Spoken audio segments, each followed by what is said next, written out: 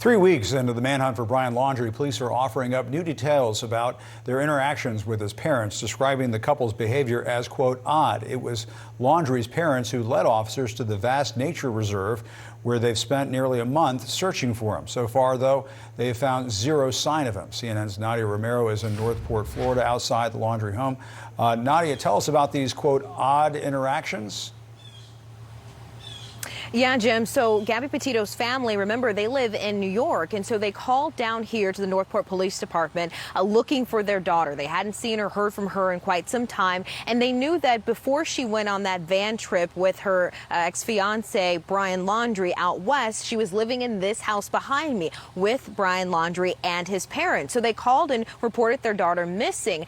Well, Northport police officers say they came to the house to try to talk to Brian Laundrie's parents, and they received basically a business card with the details of their attorney, and they were told that they weren't going to answer any questions about Gabby Petito. That's why Northport said the interaction was odd. So the police officers were told by Brian Laundrie's parents that they last saw and heard from their son on September 14th.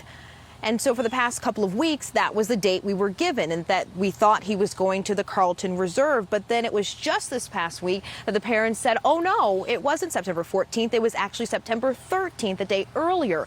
And the lawyer for those parents say that it was a simple mistake and nothing to really read into there.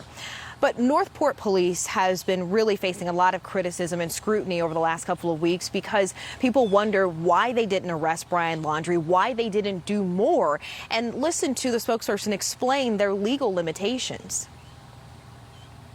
I mean, the guy goes for a walk in the Carlton Reserve. He's not wanted for a crime.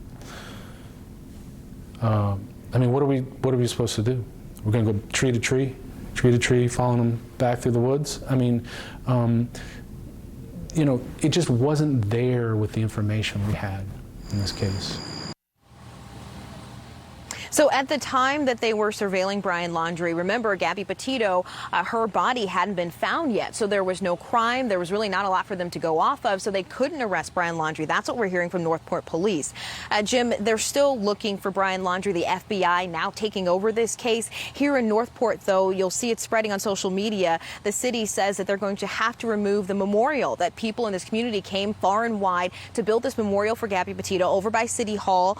Well, the city says the rain and the wet weather has caused them to move that memorial, and a lot of people are talking about having a permanent place to remember Gabby Petito here in Florida. Jim? Nadia Romero, thanks so much, and we'll be right back.